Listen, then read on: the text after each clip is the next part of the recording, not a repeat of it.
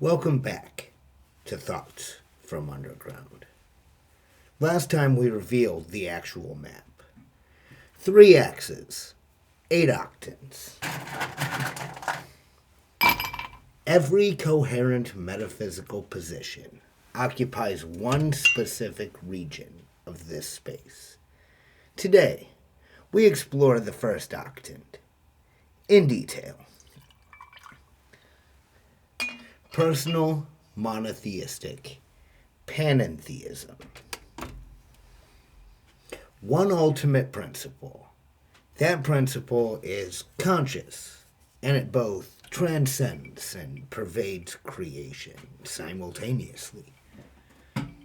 This is classical theism, and it is far more coherent than most people realize.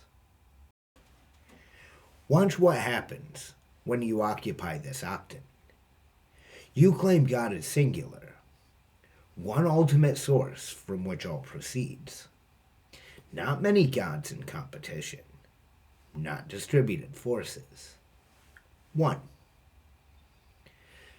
You claim God is personal, conscious, aware, with intentionality, not a blind mechanism. Not an unconscious principle, a mind. And you claim God is panentheistic, both transcendent and immanent. God exceeds creation absolutely, and God is entirely present within creation simultaneously.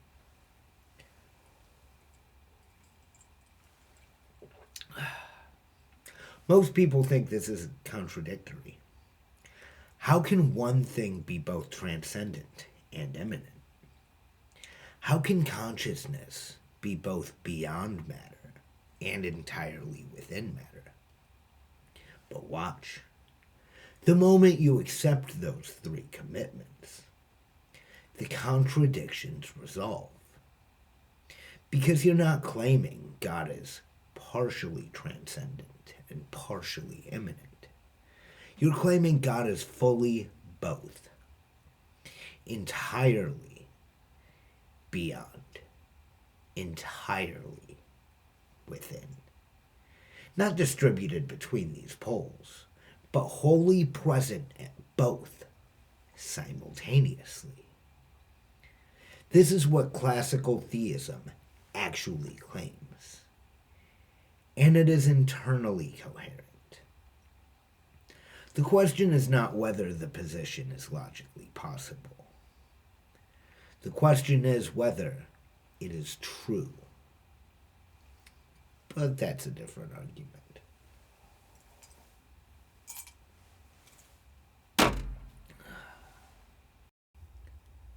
William Lane Craig is perhaps the most rigorous contemporary defender of this octant. Craig argues for God as a necessary being, not contingent, not dependent on anything external. A being whose very nature entails existence. And this being is singular, ultimate, and the source of all reality. But watch how Craig describes this being. God is conscious. God reasons. God acts with intention. God responds to creation. God suffers when creation suffers. This is panentheistic language, though Craig rarely uses that term. God is not distant. God is not observing from the outside. God is present within creation while remaining transcendent to it. Craig's strength is precision. He defines terms very carefully. He acknowledges the paradox without flinching. God is absolutely transcendent, beyond time, beyond space, beyond matter. And God is absolutely immanent, present everywhere, knowing everything, acting within creation, not metaphorically, not poetically, literally both simultaneously. This is Octant 1 in its most analytical form. Singular, personal, both and on transcendence. St. Gregory of Palamas approached the same Octant from the opposite direction. Palamas was a 14th century Eastern Orthodox mystic confronting a profound problem. How can you know God if God is absolutely transcendent? His answer was radical. God is utterly unknowable in his essence, completely beyond human comprehension, and yet God is entirely present through his energies, the active manifestations of God's nature that pervade creation. So God is the singular, one essence. God is personal, conscious, active, present. And God is panentheistic, transcendent in essence, utterly beyond, immanent in energies, entirely within. Notice, though, Palamas and Craig occupy identical Octant territory, but Palamas approaches from the mystical side, where Craig asks, how can we rationally reconcile these claims? Palamas asks, how can we experientially encounter this paradox? The Octant is large enough for both answers.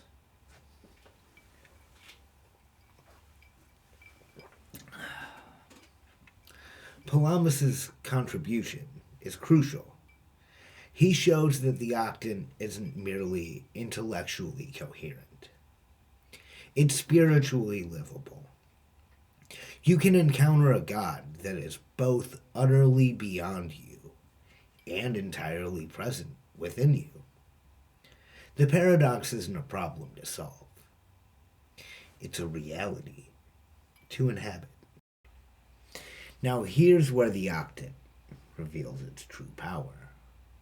Ramanuja was an 11th century Hindu theologian, and he occupied the same Octant as Craig and Palamas, despite their radically different religious traditions.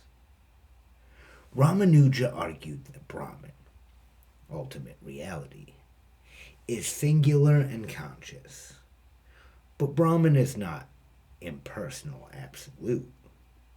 Brahman is Narayana, a personal God who is simultaneously identical with and distinct from creation. The universe is Brahman's body. Brahman pervades the universe entirely, and yet Brahman transcends it. The relationship is panentheistic. The world exists in Brahman. Brahman is in the world, yet Brahman is not exhausted by the world. Notice what has happened. A Christian apologist, an Orthodox mystic, and a Hindu theologian all occupy the same metaphysical Octant. They disagree about everything else: cosmology, revelation, the nature of the divine attributes. But on the fundamental question of ultimate reality structure, they answer identically. One, personal, both transcendent and immanent. This is not an accident. This is not a coincidence. This is the Octant asserting its own reality.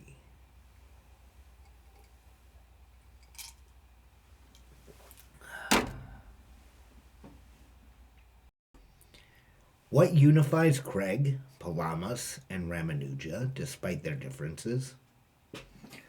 All three claim one ultimate principle, not many. That principle is conscious, not mechanical. That principle both exceeds and pervades creation. But they differ on how to know this principle. Reason, mysticism, revelation. How to experience this principle. Analytically, contemplatively, devotionally. What this principle demands of us. Different traditions, different practices. The Octant permits this variation. It doesn't demand identical conclusions about everything. It demands only that you locate ultimate reality in one specific region of metaphysical space. And everyone in this Octant, regardless of tradition, faces identical challenges. How do you reconcile absolute transcendence with absolute immanence? How do you claim God is personal without claiming God is limited? How do you claim God is singular without claiming God is simple? These aren't problems unique to Christianity. These aren't problems unique to Hinduism. These are the structural problems of the Octant itself. And the fact that multiple traditions arrived at identical structures without borrowing from each other suggests something. The Octant is real. The map is objective.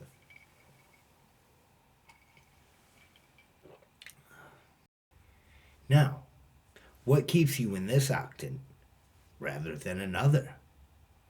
If you deny God's personhood, if you claim ultimate reality is non-conscious, you leave Octant 1 and enter Octant 3, impersonal monotheistic panentheism.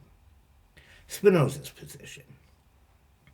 If you deny God's singularity, if you claim multiple ultimate principles are genuinely personal and panentheistic, you enter Octant 2. Process theology begins to emerge here.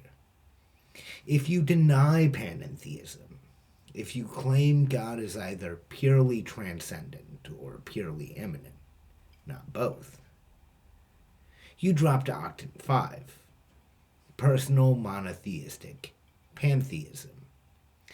Deism approaches this boundary, but as long as you maintain all three commitments, singular, personal, both transcendent and immanent, you remain in Octant 1. And this Octant has sheltered some of humanity's most sophisticated thinkers for thousands of years. So, are you in this Octant? Do you believe in one ultimate principle? Do you believe that principle is conscious? Do you believe it both exceeds and pervades creation? If yes to all three, you occupy Octant 1. You share territory with Craig, Palamas, with Ramanuja, with Augustine, Aquinas, Al-Ghazali, with traditions separated by centuries and continents, yet united by metaphysical structure. This doesn't make you right, but it does make you coherent, and it reveals something crucial. The deepest religious disagreements aren't about rationality versus faith. They're about which Octant you occupy, which region of metaphysical space you've committed to. The map accepts you. The question is whether you understand where you stand.